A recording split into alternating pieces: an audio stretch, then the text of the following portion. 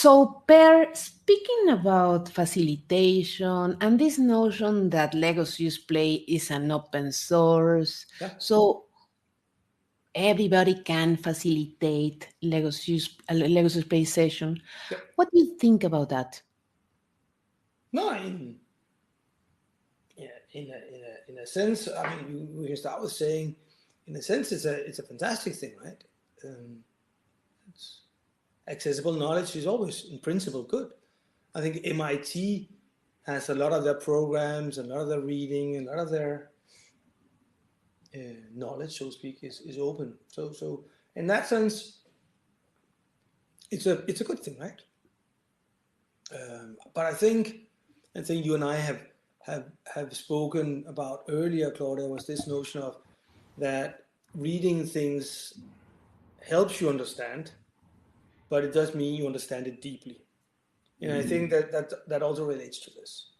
So it's a fair and objectively true statement that anybody can facilitate, can say at least yeah, it's an objective truth. So it's true that everybody can say that they're facilitating with Lego Series.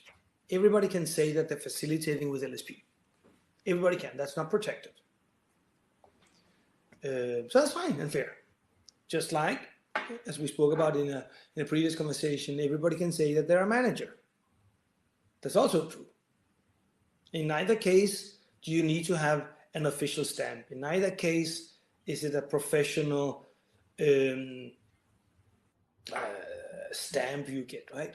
Anybody can be a manager, anybody can be a facilitator, anybody can say that they're a series play facilitator. This doesn't mean that you deliver value, whether you are a manager or a LSP facilitator, right? It doesn't mean that you get the best out of people. It does mean that you create sustainable results. So in that sense, manager, facilitator, they're completely parallel or analogous, right? So I think what matters here, as a manager and as a series play facilitator, is that you truly understand what you're doing, that you know the tools that are available, and you know some of the science behind what you're doing. These are also things we learn when we go to business school, right? We learn some science, some math, some so forth and so on, and that's the same we do in Lego Series Play in our trainings in the association.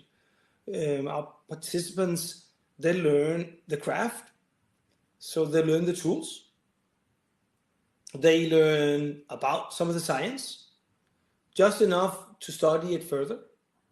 They learn these things. We have conversations about the personal style that we bring. So it's bringing these things together.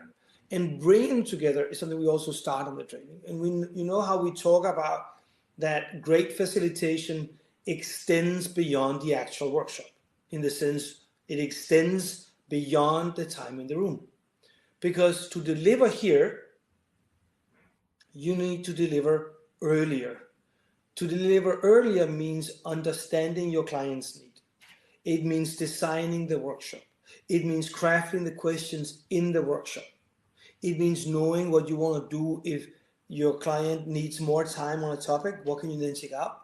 It means if something goes faster, what can you add in? So it means knowing all of this. And some of the time that on the training we actually spent on this. We spent on helping our participants in the training learn a different approach for having client interviews before the actual design.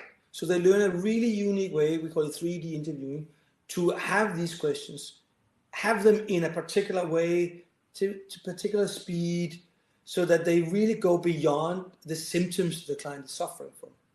So to go in and actually understand the real need. Then they practice designing this workshop with the timing and the actual questions in it. So they get this, let's call it a dry run on the training, but it's really a dry run in the sense that a good number of the people on the training, they get to take this, and I'll rephrase that, I'm so sorry, they get to do this so that they're prepared for their first workshop. Because one of the things we know, and I know you know, is that the people that go and do something with Lego Serious Play really quickly after the training are the most successful. So they're really leaving the training with their first design ready. So in a sense, another analogy we could come up with here is like a great bottle of wine, right? A great bottle of wine, of course, depends on what happens in the wine cellar. Of course, the fermentation, the clearing, the storing of the wine on barrels and all of that stuff is really, really important. That's what happens in the workshop room, right, for us. A great wine producer knows when to move the wine from this barrel to that barrel, to mix that barrel with that barrel. They know that.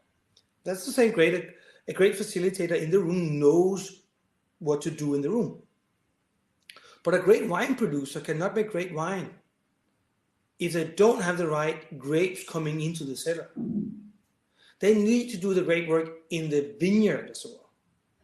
Tending to the plants, understanding what the plants need, harvesting in the right moment, right? If you bring rubbish grapes into a wine cellar, even the best wine producer cannot create great wine. So part of the great facilitation is also the work you do before.